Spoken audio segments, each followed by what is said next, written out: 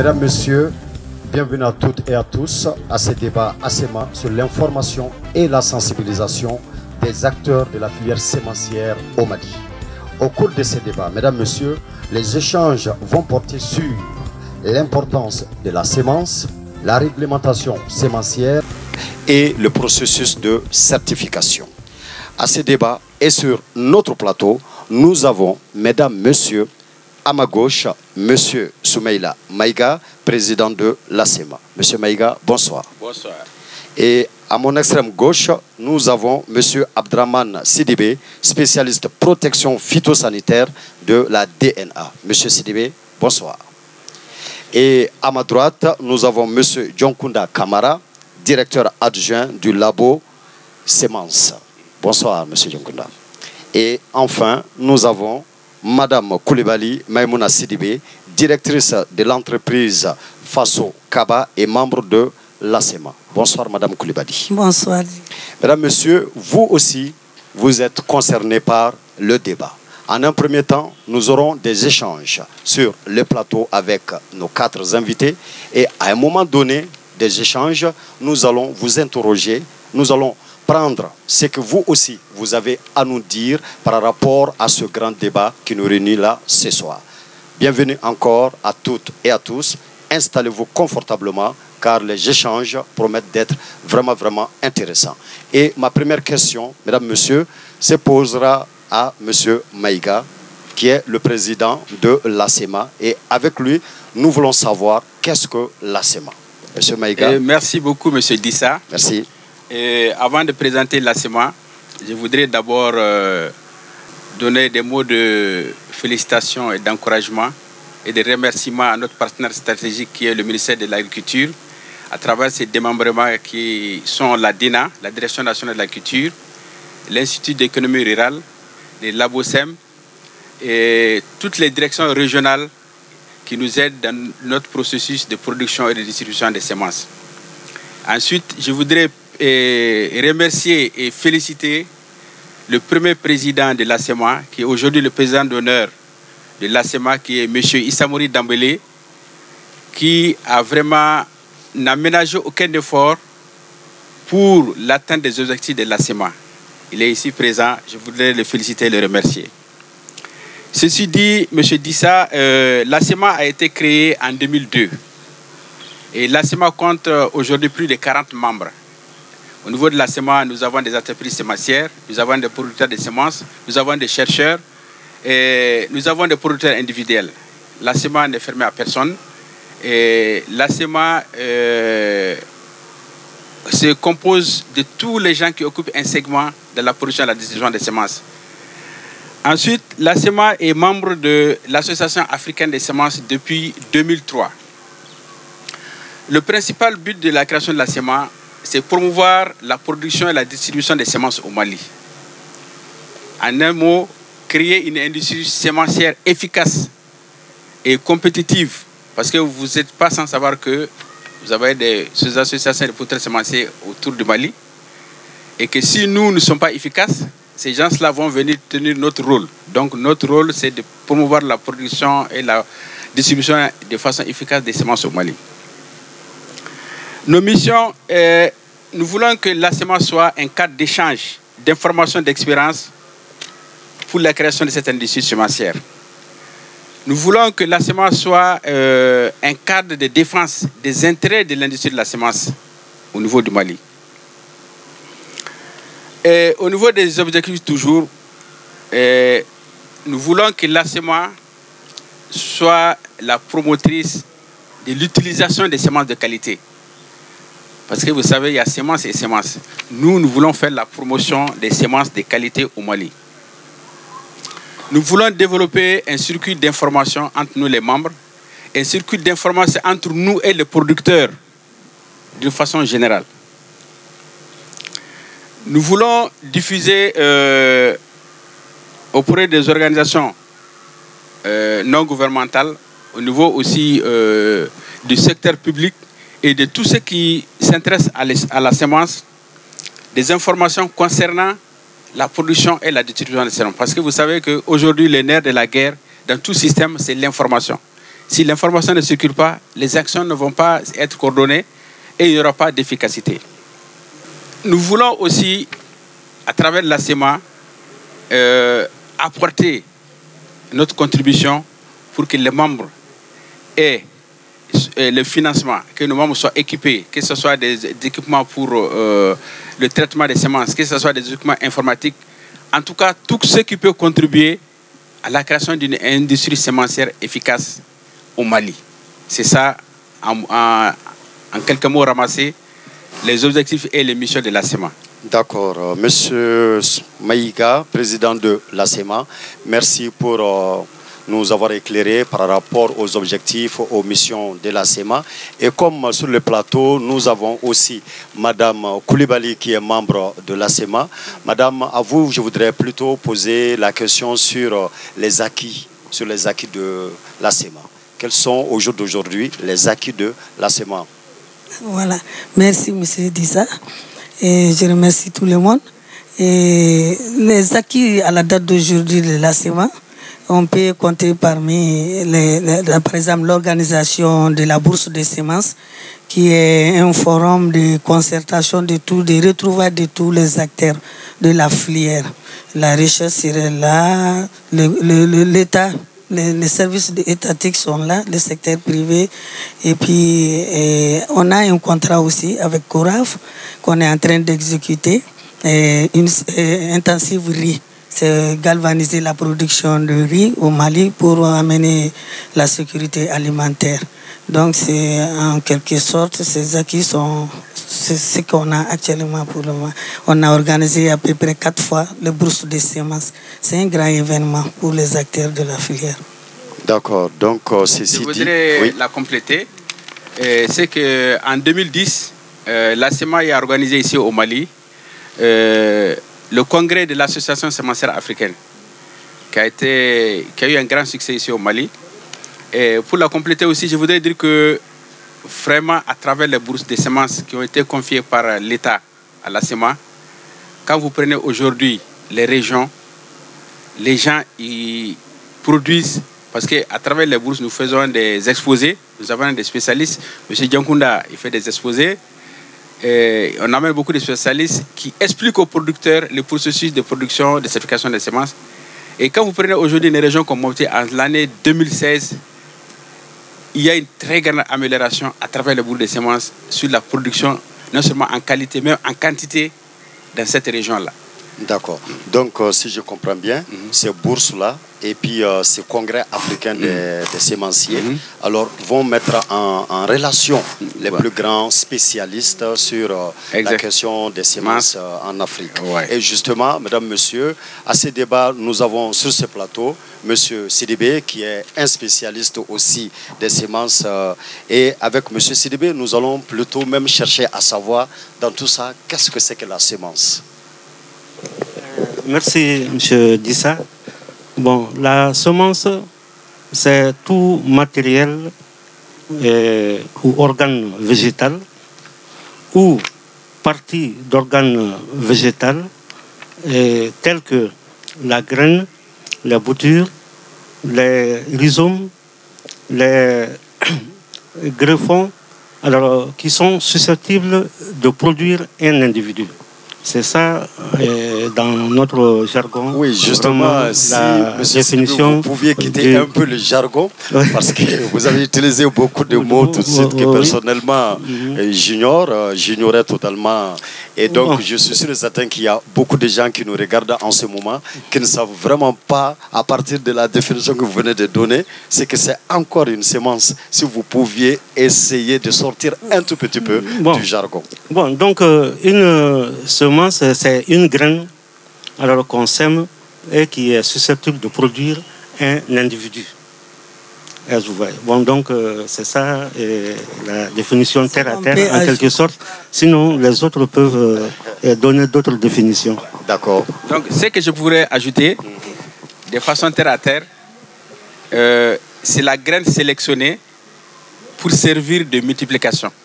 D'accord. De reproduction de l'individu de départ. Il y a des graines qu'on choisit pour la consommation humaine, la consommation animale, Mais il y a des graines qui sont choisies spécialement pour reproduire, c'est-à-dire pour multiplier l'espèce végétale, comme on va aborder les autres thèmes. Donc la semence, c'est la graine sélectionnée pour être semée. D'accord. Et je vois que M. Dionkunda aussi voulait apporter une contribution par rapport à la définition de la semence. Voilà, merci Dissa, je vous remercie beaucoup. Donc, juste pour ajouter un peu, la semence, c'est le premier facteur très important dans la production agricole. Donc c'est comme le premier maillon essentiel dans la production. Donc c'est un facteur vraiment important. C'est ce que vous voulez ajouter. Voilà. Mais justement, avec vous, moi je voulais plutôt savoir quelles sont les différentes catégories de semences.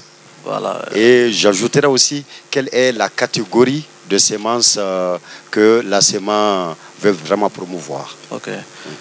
Merci Dissa à cette question. Les différentes catégories de semences qui est prévues dans la réglementation au Mali sont de 3 ou 4 types. La première catégorie, c'est les semences de pré-base. Les semences de pré-base sont constituées des semences chousses qu'on appelle semences G0, la semence G1 et la semence G2 et éventuellement la semence G3. Donc ces différentes catégories sont réservées exclusivement pour la recherche. Donc ce sont les chercheurs qui sont habilités à produire des semences de pré-base là. Donc ça c'est exclusivement réservé à la recherche. Maintenant quand on quitte la semence de pré-base, donc on va aux semences de base, qu'on appelle généralement, communément appelé G4. Donc cette semence de base aussi est réservée à la recherche, mais souvent cette production aussi est destinée à certaines compagnies semencières qui ont l'habitude, qui ont la facilité ou bien les techniques et puis les superficies vraiment suffisantes pour le faire.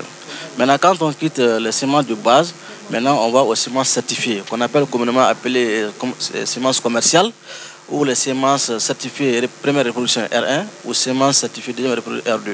Donc ces semences certifiées, maintenant ça c'est donné aux différentes compagnies, à certaines fermes semencières et à certains privés ou à certains individuels qui peuvent le faire. Maintenant à partir de ces semences certifiées R2, maintenant les autres générations maintenant sont destinées maintenant au paysannat, c'est-à-dire qu'à la grande consommation. Maintenant les producteurs maintenant peuvent s'approprier de ces semences-là maintenant pour la grande culture. D'accord, mais maintenant, par rapport à ces différentes catégories de semences, la semence veut contribuer à la promotion de laquelle? Voilà, quand vous voyez cette classification, c'est classique, suivant la réglementation. Donc la semence intervient surtout sur la promotion des semences certifiées, notamment la semence R1, R2 et éventuellement les semences de base. Donc la semence est là maintenant pour promouvoir la production, la diffusion et la commercialisation des semences de base et la semence certifiée. Je crois qu'avec le temps, nous allons revenir sur le concept même de semences certifiées et de semences non certifiées. Okay. Mais je ne sais pas si Mme Koulibaly voulait avoir quelques contributions à faire. Ce que moi je voudrais ajouter, la semence, c'est le grain qui est passé à tous les processus de contrôle de qualité. Et le contrôle de qualité qui dit que la germination, ça germe, quand tu sèmes, ça germe. Et la qualité, par exemple, spécifique, il y a des qualités spécifiques aussi qui ont... C'est la graine qui a passé à tous ces processus de contrôle de qualité, depuis le champ jusqu'au laboratoire de semences et puis chez les paysans. D'accord. Monsieur Sidibé? C'est pour dire que, pour éviter tout équivoque, parce qu'on entend certains dire que bon, il y a la semence reproductive R3. Bon, donc c'est pour dire qu'il n'y a pas de R3. Après R2, alors il n'y a pas d'autres types de semences. Donc la certification se limite à la semence R2. Donc, et elle n'est pas susceptible de reproduire. D'accord. Voilà, juste pour répondre un peu dans ce sens-là. Maintenant, dans certains documents au Mali ici, la R3, la R4 et la R5, vous voyez dans certains documents, ça c'est exclusivement au niveau des campagnes de la CMDT. Donc la CMDT, ils font les R3, la R4 et puis la R5.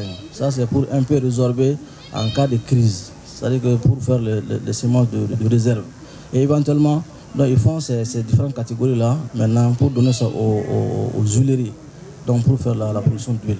Sinon, comme il a si bien la réglementation au Mali, ça s'arrête au niveau de la semence R2. D'accord. Voilà. Donc, Oui, M. Maïga. Je voudrais un peu ajouter par rapport aux catégories de semences, parce que vous avez la dénomination ici chez nous et la dénomination aussi internationale. Aujourd'hui, on parle des semences super élites, des semences élites. Pour parler des semences de pré-base et de base, on parle des semences certifiées. Et maintenant, pour revenir à R3, R4, il a dit, dans la nomenclature internationale, on dit des semences bonnes à s'aimer, mais non pas certifiées. C'est-à-dire que c'est des semences bonnes à s'aimer, mais qui n'ont pas passé par le, comme madame l'a dit, par le processus de certification. C'est la nomenclature qu'on donne actuellement sur le plan international à ces différentes catégories. Élite, super élite, certifiée et bonne à s'aimer. Mesdames, Messieurs, vous qui venez d'arriver, sachez que nous sommes sur un débat avec l'ASEMA sur l'information et la sensibilisation du secteur sémencier au Mali, avec tous les acteurs de ces secteurs sémenciers. Et le débat continue toujours. Nous sommes toujours, mesdames, messieurs, avec monsieur Soumaïla Maïga, qui est président de l'ASEMA, monsieur Djonkunda Kamara, directeur adjoint Labo Sémence, M. Abdraman Sidibé, spécialiste protection phytosanitaire DNA, et Mme Koulibaly Maïmouna Sidibé, directrice Faso Kaba et membre de l'ASEMA. Mesdames, Messieurs, on entend parler de semences, on entend parler de semences certifiées, on entend parler d'associations, on entend parler de congrès des sémenciers, on entend déjà beaucoup d'acteurs, et on voit que c'est un secteur où alors nous avons la présence de beaucoup d'acteurs. Alors un secteur avec beaucoup d'acteurs, alors en lui-même déjà est un système. C'est ce qui fait que l'expression, les systèmes sémenciers est une expression assez courante, même si beaucoup de gens ne savent pas le contenu véritable de ce concept-là de système financier. Et donc avec M. Sidibé, nous allons essayer de comprendre réellement ce que c'est le système sémencier. Bon, en parlant de système sémencier, alors, on va dans la division de ce système. Donc, il y a la première division, c'est le système informel ou système non conventionnel, et le système formel, système conventionnel. Bon, donc, c'est sur la base du système formel que nous travaillons, c'est-à-dire les services de réglementation et de certification, donc, qui fait la réglementation des semences et par rapport au contrôle de qualité et la certification. Donc tout ce qui ne rentre pas dans ce domaine est considéré comme système informel. Bon, donc voilà ce que pour l'instant je peux dire du système. Donc, d'accord. Bon, je vais abonder dans le même sens que lui pour expliquer que il y a le système formel et le système informel qui cohabitent ensemble dans tous les pays du monde. Le système formel, ça passe par d'abord l'obtention des variétés, une sélection poussée pour obtenir une variété. On fait une sélection poussée, on fait même des hybridations pour avoir une variété au niveau des chercheurs, des instituts de recherche. Ensuite, il y a les multiplicateurs de ces semences. Et vous voyez, il y a les multiplicateurs des semences de base. Et maintenant, il y a les multiplicateurs des semences certifiées, R1, R2, comme il l'a dit. Ensuite, il y a les distributeurs, tels que notre moyen que nous occupons. Nous faisons la promotion de la semence, nous faisons le marketing, nous faisons des emballages, nous faisons la publicité, nous distribuons la semence. Ensuite, il y a les utilisateurs de ces semences-là, c'est-à-dire les producteurs. Donc, quand vous voyez le système-là, il est basé sur la recherche, sur la multiplication et sur la distribution. Ça, c'est le système formel. Et quand les gens d'autres l'assimilent au système de semences commercialisables. À cause de ça, il y a le système informel. C'est-à-dire que le paysan, il choisit sa semence. Lui-même, il peut choisir dans son champ les meilleurs épis, il les garde. Ou bien, il les choisit en fonction des variétés. Nous nous intéressons dans les systèmes formels, catégories de semences qui sont les plus demandées, qui sont les plus achetées. Le paysan, il peut conserver sa propre semence par rapport à la qualité organoleptique ou bien par rapport à l'adaptation de sa région, de sa zone agroécologique. Donc, est-ce que vous voyez? Donc, il y a les deux systèmes qui cohabitent en fonction des besoins. Il y a les besoins dans l'informel et il y a les besoins dans le formel. Et les deux systèmes cohabitent ensemble. Et comme vous dites, partout dans le monde, ces deux systèmes cohabitent ensemble. Formel et informel. Je ne sais pas si M. Djonkunda ou Mme Koulibaly, vous aviez quelque chose à ajouter sur tout ça. Voilà, surtout ce que moi je vais mettre l'accent, ça c'est l'avènement du secteur privé dans le système. Avant, tous ces travaux-là étaient effectués par l'État, des structures étatiques. Maintenant, ça a été, là, on a encouragé l'avènement du secteur privé pour avoir un système dynamique, bien structuré et qui fait la qualité. Voilà. D'accord. Voilà, vous avez... Juste un petit rajout. C'est-à-dire que nous, on est là pour la promotion et la valorisation du système formel. Nous, on est contre le système informel parce que quand on parle seulement de qualité, donc ça, c'est le système formel. Donc l'informel, là, c'est vraiment, c'est pas de la qualité. C'est la raison pour laquelle nous sommes là maintenant pour la promotion du système formel. D'accord. Donc vous êtes là pour la promotion du système formel et non du système informel. Alors que nous savons tous que le système informel, c'est le système qu'on voit chez les paysans, par exemple, qui, à partir des meilleures épices dont ils disposent, en fait, crée sa propre sémence pour les saisons à venir. Alors, du coup, la question qui s'impose, c'est qu'au début de l'agriculture, d'une certaine manière, alors, il n'y avait pas de production sémencière à grande échelle. Alors, pourquoi aujourd'hui, alors, nous sommes arrivés à ce niveau où pourtant, le mil, par exemple, qu'on cultive cette année, peut se reproduire l'année prochaine. Le maïs, les grains peuvent se reproduire l'année prochaine. Pourquoi sommes-nous arrivés finalement à des industries, mais carrément des semences? Mais bref, quelle est au juste de nos jours alors l'importance de cette grande production sémencière ou de cette industrialisation dans la production sémencière? Monsieur Maïga. Merci, Monsieur Dissa. Vous abordez l'essentiel même du débat aujourd'hui qui se porte sur l'importance de la semence. Pourquoi sélectionner et produire de la semence et vendre la semence? Vous savez que quand vous prenez par exemple le maïs, aujourd'hui dans le monde, les rendements tournent autour de 14 tonnes. Alors que chez nous, on est à l'ordre de 3 à 4 tonnes. Ça, c'est dû à la sélection. À la sélection. Uniquement? Non, pas à la sélection uniquement, mais aussi à la vulgarisation de ces variétés-là. Donc, c'est pour vous dire que l'importance de la semence, ça porte sur le rendement, ça porte sur la résistance aux maladies et aux insectes, et ça porte sur l'adaptabilité dans les différentes zones agroécologiques. Exemple, un paysan qui a 50 ans, il utilise la même variété, alors qu'il y a changement climatique. Sa variété fait 4 mois. Aujourd'hui, il a besoin d'une variété qui fait 3 mois. Où est-ce qu'il va avoir cette variété? Cette variété-là, il va l'avoir au niveau des compagnies sémencières, au niveau de la recherche. Parce que c'est eux qui ont sélectionné cette variété qui fait 3 mois, ou bien qui fait moins de 4 mois, qui s'adapte aux différentes zones agroécologiques. Ensuite, pourquoi la sélection? Comme tout de suite, j'ai parlé de qualité organoleptique.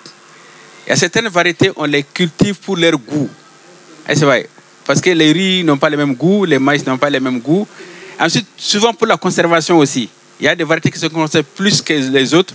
Donc tout ça fait qu'aujourd'hui, quand tu dois semer quelque chose, tu dois te renseigner sur tout ça là. Quel est le rendement? Quelle est l'adaptation agroécologique? Quelle est la durée de conservation? Quel est le goût de ce que je cueille? Donc pour avoir toutes ces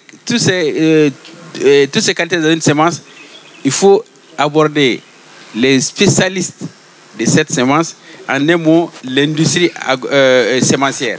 Parce que si on se base sur les anciennes variétés, il est clair que ces variétés-là ne peuvent plus s'adapter. Et ensuite, au fait que les gens utilisent les engrais. Avant, les gens n'utilisaient pas les engrais ni les produits phytosanitaires. Aujourd'hui, la production a un coût. Si vous utilisez une variété qui produit 500 kg à l'hectare, par rapport à une variété qui fait 4 tonnes à l'hectare, vous voyez, il y a la différence. Ouais. C'est pour cela l'importance de la semence aujourd'hui. Il y a des pays où on vend la semence pas par kilo, par graine. 100 graines, 50 graines. Les gens achètent la semence. Et ça pour n'importe quelle plante? Non, bon, pas pour n'importe quelle plante. Il y a des variétés où on ne vend que par graine. Il y a des variétés où on vend par kilo. Bon, ça dépend. Oui, mais ce qui m'intéresse ici particulièrement, par exemple, un exemple de plante dont les semences se vendent par unité de graines. Un exemple de plante. Bon, ça, vous le trouvez généralement dans les hybrides. Des hybrides de culture maraîchère. Vous prenez, par exemple, une variété de tomates qui te fait 80 tonnes à l'hectare. On ne vous vend pas par gramme, on vous vend par graine. On vend 100 graines, 200 graines. Vous prenez aussi des hybrides d'oignons et échalotes. On vous vend par graine, nombre de graines. 2000 graines, 3000 graines. Parce que c'est des semences qui ont été sérieusement travaillées, qui ont nécessité un certain niveau de recherche, qui ont nécessité un certain niveau d'investissement et qu'il faut maintenant récupérer cet investissement-là. Donc on ne peut pas vendre par kilo ou par gramme, on les vend par graines pour vous dire que la sélection est poussée. Mais si vous semez ces variétés-là, vous êtes sûr d'avoir la production indiquée sur les fiches techniques. D'accord. Je ne sais pas si Dionkunda ou M. Dionkunda ou Mme Koulibaly avaient quelque chose à ajouter. Voilà, donc... oui, sur l'importance. Voilà, comme il a si bien dit, effectivement, l'importance de la semence n'est plus à démontrer. Donc la semence, comme je l'ai dit tantôt, c'est le premier facteur très important dans la production agricole. Donc la semence de bonne qualité contribue à elle seule jusqu'à 35, jusqu'à 40% du rendement.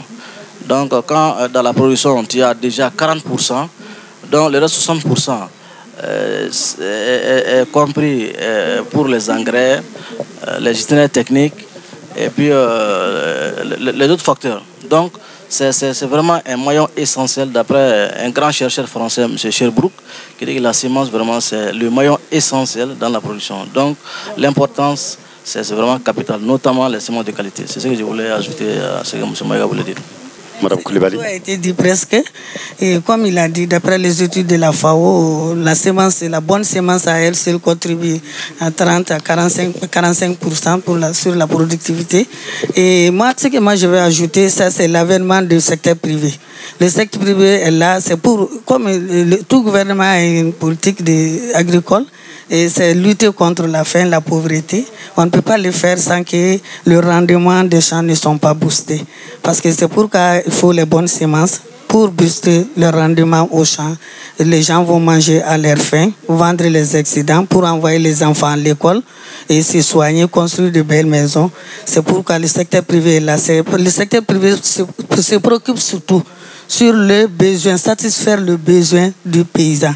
Et comme le président a su le dire, sur le plan culinaire, le rendement, parce que les gens produisent actuellement, avant c'était pour subvenir aux besoins de la famille. Maintenant, les gens cultivent pour avoir un peu de l'argent. Donc, les privés s'occupent de ça et on propose, selon les objectifs du paysan, des semences qui répondent à ses besoins. Et ça, c'est pourquoi nous, on est là. On veut vraiment on veut encourager la création et l'utilisation des semences de variétés hybrides par nos paysans, qui est vraiment un facteur pour booster la productivité. Voilà, merci. Merci, Madame Koulibaly. Et du coup, Mesdames, Messieurs, nous allons aborder un sujet très important au cours de ces débats sur le secteur sémencier au Mali, qui consiste à parler maintenant de la réglementation du secteur sémencier au Mali. Et là, je m'adresserai beaucoup plus à M. Sidibé et à M. Dionkunda, histoire de savoir en quoi consiste au juste la réglementation sémencière. Et à M. Sidibé, je poserai la question relative en fait au fait de savoir s'il y a vraiment une véritable réglementation de ces secteurs-là au Mali, si oui ou sinon. Mais nous commençons d'abord par M. Dionkunda Traoré, par rapport à la question En quoi consiste Djonkouda Kamara? Voilà, donc vraiment nous nous réjouissons de l'avènement comme cas au Mali. Nous avons une réglementation concernant les semences. La réglementation, notamment la loi numéro 10-032 du 12 juillet 2010 relative aux semences d'origine végétale et son décret d'application numéro 428 PRM du 9 août 2010 instituant le contrôle et la qualité des semences d'origine végétale. Donc quand vous regardez dans ces réglementations, c'est des réglementations qui sont vraiment en harmonie avec les réglementations de la CEDEAO. Vous savez, on travaille avec les 17 pays de la CEDEAO et de l'UEMOA. Donc, dans cette réglementation, tous les paramètres sont pris en compte. Donc, c'est un arsenal juridique qui est là. Donc, pour la production, la gestion, la commercialisation des semences d'origine végétale au Mali. Donc, il y a tout un paramètre là-dedans, depuis la gestion jusqu'à la commercialisation. Donc, dans cette loi, il y a 8 chapitres et 36 articles au niveau de la loi.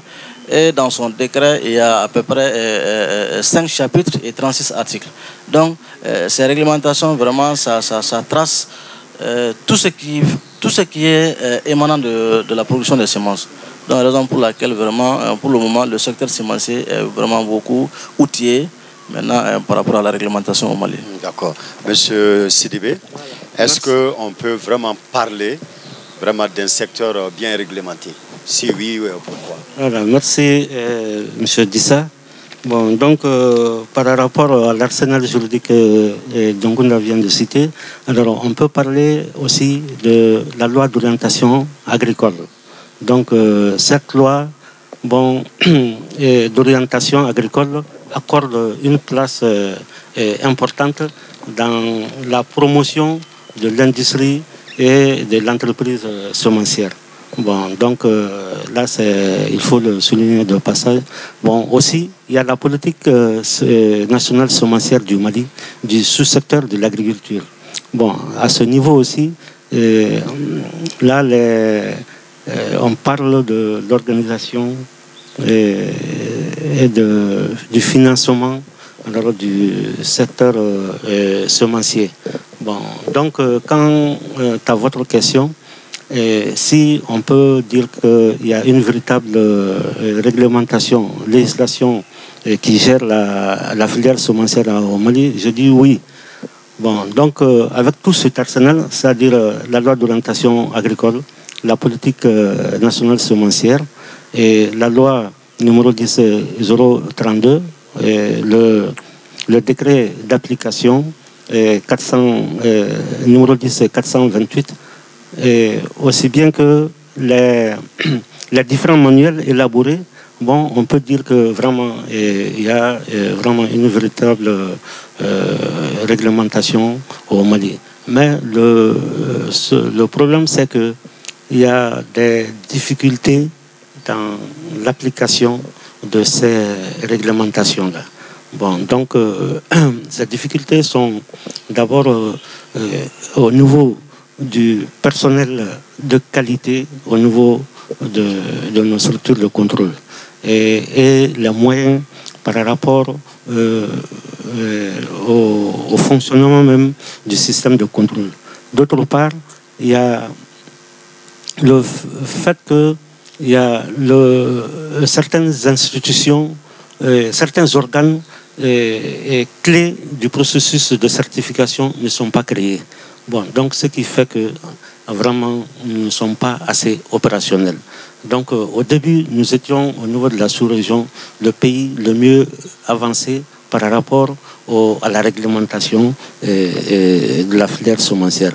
Mais aujourd'hui, vraiment, faute de l'application correcte de ces textes, faute de la lenteur dans la mise, dans l'adoption de certains textes, de certains projets de textes de la CEDEAO que les États doivent harmoniser avec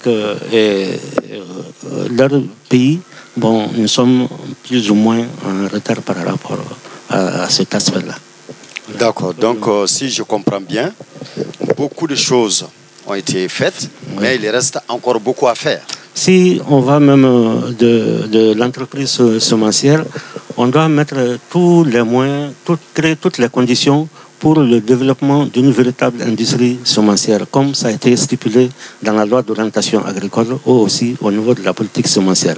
Mais nous constatons que, jusqu'à présent, cet aspect de financement et cet aspect de faire la promotion de l'industrie semencière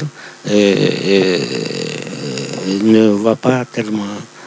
C'est timide son application. D'accord. J'aurais vraiment voulu insister sur cette partie-là, tellement qu'elle m'intéresse. Mais compte tenu du temps dont nous disposons, mesdames, messieurs, à l'entame du débat, on avait dit que nous allons donner la parole aussi au public à un moment donné. Et à tout honneur, tout seigneur, nous avons avec nous... Oui. Nous voulons, par rapport à ça, par rapport à la réglementation, nous voulons faire des petits rajouts.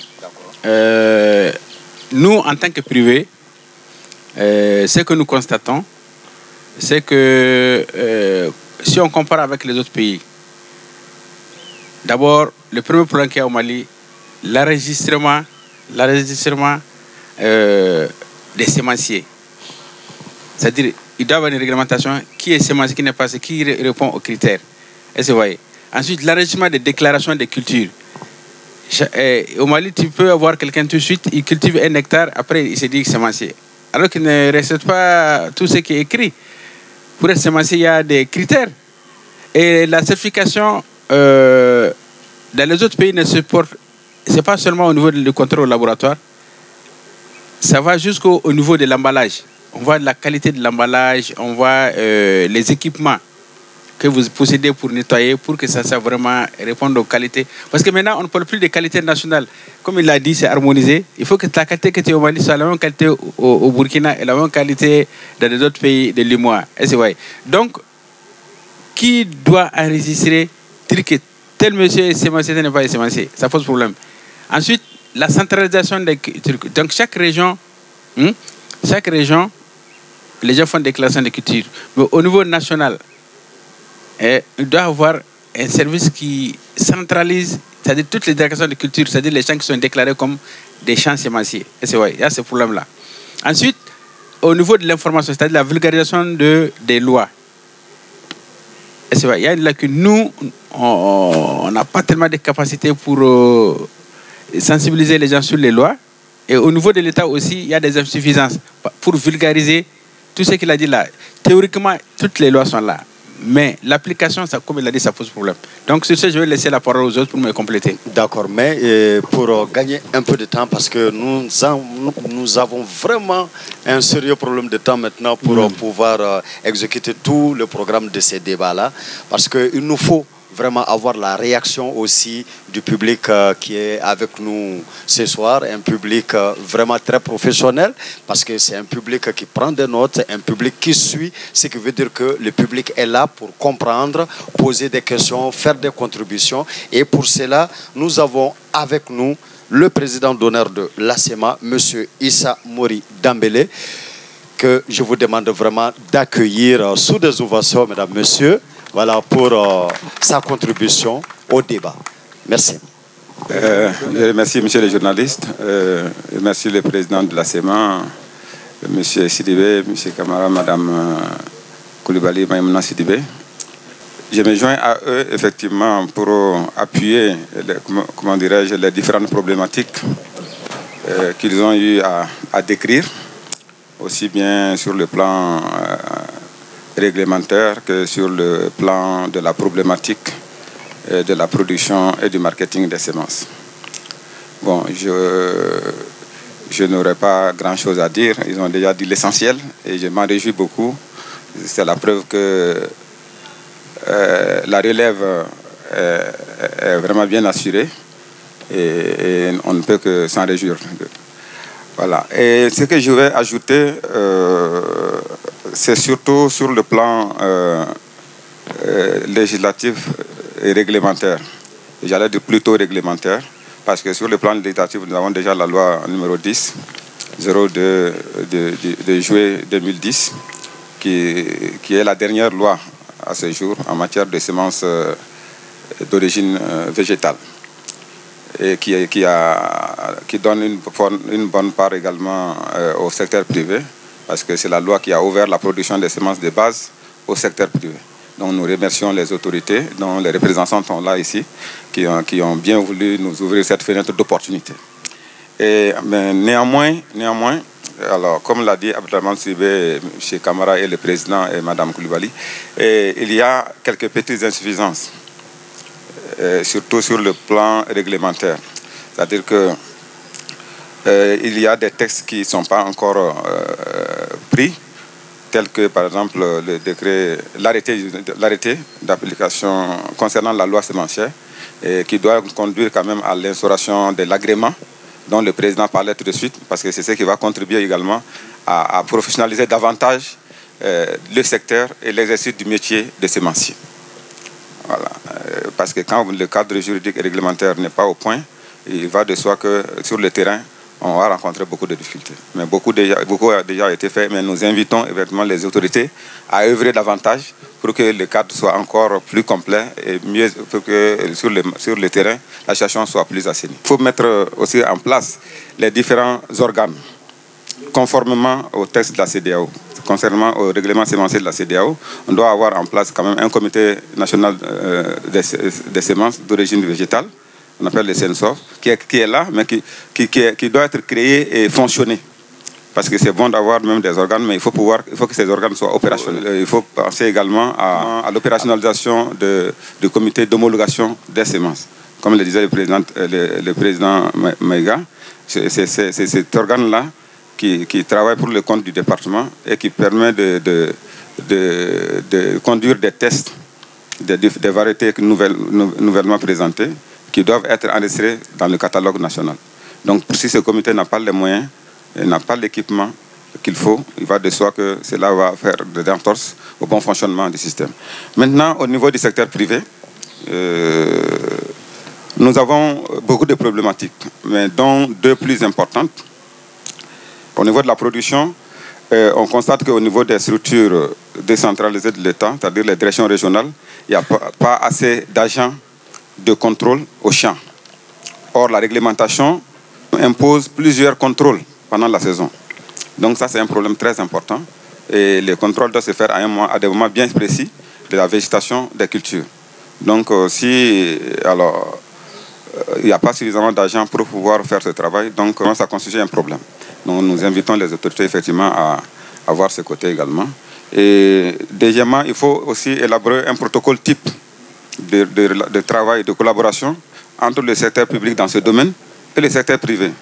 C'est-à-dire que les coûts, quels sont les engagements que chacun doit respecter. Il faut que ça peut être dans les textes, comme le disait tantôt M. Camara et M. Sidibé, il faut peut-être beaucoup les diffuser, les faire connaître par les différents acteurs. Voilà, pour améliorer la collaboration dans ce sens-là. D'accord. Voilà. Monsieur Issa Mouri Dambélé, okay. Je rappelle que vous êtes le président d'honneur de l'ASEMA. Nous aurions aimé vraiment continuer à écouter, vraiment à comprendre tout ce que vous avez vraiment acquis comme expérience, comme expertise dans ce domaine-là et vraiment dans ce secteur. Mais toujours est-il que nous courons maintenant vraiment derrière le temps. Il ne nous reste plus que 7 minutes. Et je voudrais donc savoir si dans le public, toujours, il y avait au moins une ou deux personnes qui avaient 1 minute d'intervention. Voilà. Si vous pouvez donner 1 minute pour une seule problématique qui semble importante. Allez-y. C'est surtout le marché. Allez-y. Alors nous, on a un autre problème, c'est la structuration de la demande. Ça, c'est important. La demande que nous avons au Mali sur les semences, elle n'est pas bien structurée. Il y a des gens qui aimeraient faire les semences, par exemple, pour produire des graines qui sont destinées à l'industrie, par exemple. On aimerait avoir cette structuration. Parce que quand on parle de structuration de demande, il s'agit des demandes de ce genre-là. Il y a des gens qui veulent, par exemple, des types de farine bien déterminés. Il y a des gens qui veulent, pour la production de l'aliment bétail, ou bien la volaille, ainsi de suite. Donc, si ce travail, on arrive à faire ce travail, je crois que ce sera une opportunité davantage pour les secteurs privés. Voilà, merci. D'accord. Merci beaucoup, Monsieur Issa Mouri Dambélé. Je vous rappelle, mesdames, messieurs, que Monsieur Issa Mouri Dambélé est le président d'honneur de l'ASEMA. Nous continuons maintenant avec la série des questions du public. Monsieur, vous êtes... Moi, c'est M. Sidiboli, directeur commercial de la société Camara Simansar. Ce soir, on est très très content d'assister à ce débat parce que c'est un moyen incontournable pour informer tout le monde sur l'existence d'abord de l'association sémencière du Mali, mais également ça permettra aux uns et aux autres de connaître mieux les secteurs sémenciers. Je pense que beaucoup de problèmes ont été évoqués ici, mais quelques explications n'ont pas été jusqu'au fond. Donc, j'aimerais que s'il y a beaucoup de temps pour que ces explications aillent jusqu'au fond, parce que d'abord, l'explication du système sémencier même, donc par M. Sidibé, donc qui n'a pas été achevé, et puis également de quelle manière les systèmes informels est exclu par l'ABOSEM. Voilà. Et puis, en dehors de ça également, on veut faire un plaidoyer auprès des plus hautes autorités même du pays pour qu'ils dotent vraiment des moyens nécessaires à l'ABOSEM, tels que les moyens de déplacement, donc, et puis d'autres moyens vraiment qui n'existent pas pour le moment. Ça peut être des matériels, et puis, bon, beaucoup d'autres choses, quoi. Merci beaucoup. C'est ce que j'avais à dire. Merci.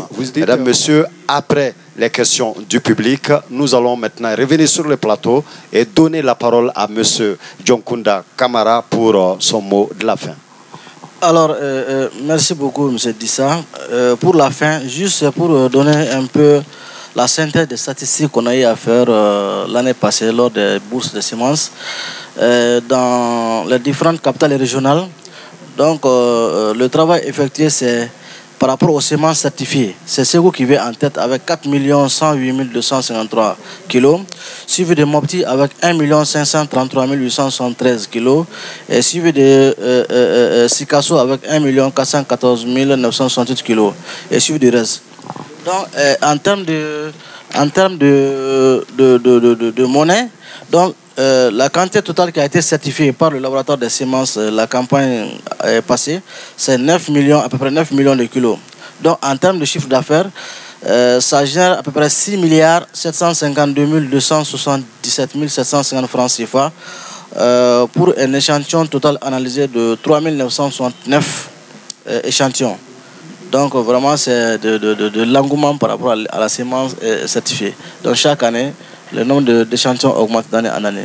Donc, il y a de l'engouement autour de la semence certifiée. Ouais, certifiée. Merci, M. Djonkunda Kamara. Merci beaucoup. Merci. Madame Koulibaly, votre mot de la fin. Avec ces statistiques-là, ça veut dire que les gens sont intéressés par les semences de qualité. Ça montre le taux d'adoption peut-être qui a un peu augmenté. Moi, c'est juste le financement. Moi, c'est ce que je veux parler. Surtout, c'est le nerf de la guerre parce que sans financement, on ne peut pas aller. Et on a tous besoin de financement dans la filière, que ce soit la recherche, les producteurs, les distributeurs, même les consommateurs ont besoin d'argent. Donc, je demande à l'État de rendre facile l'accès au financement aux acteurs de la filière semence. Merci. Merci beaucoup, Madame Koulibaly.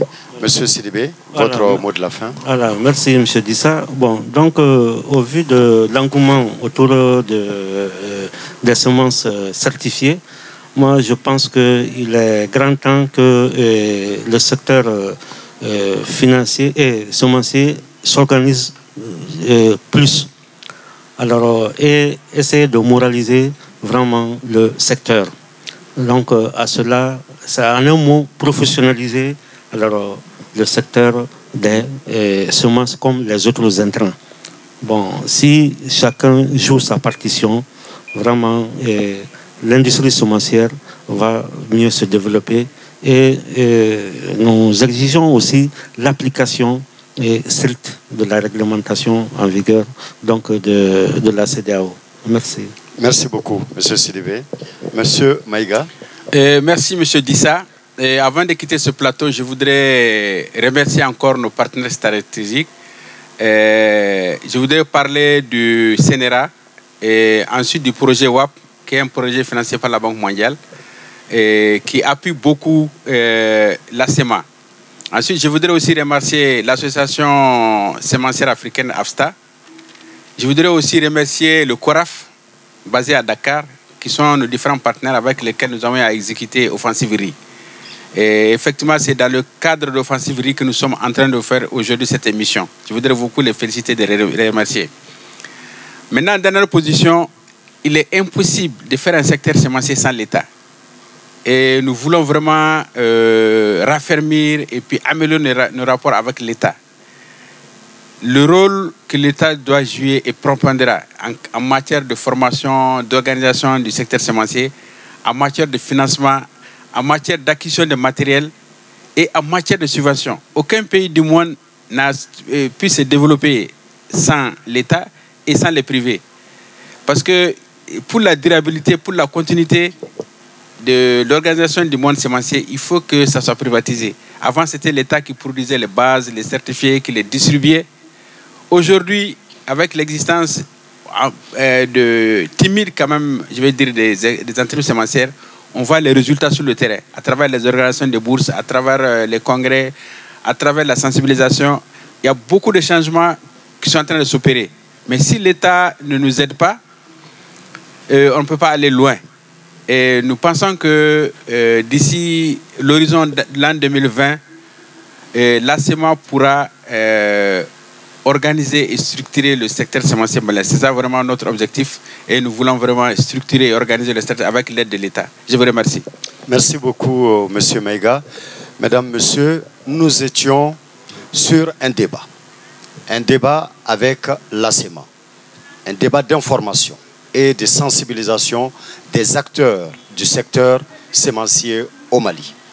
À la lecture de ce débat, nous pouvons retenir d'abord, au niveau de la population, que nous tous, nous puissions comprendre qu'autre temps, autre mœurs. En cette époque du monde surpeuplé, nous partons vers de grandes productions ou des productions à grande échelle. Nous avons donc besoin des semences et des semences vraiment certifiées. Mesdames, Messieurs, nous savons que ce sont des hommes et des femmes de ce secteur-là qui se battent avec le peu dont ils disposent.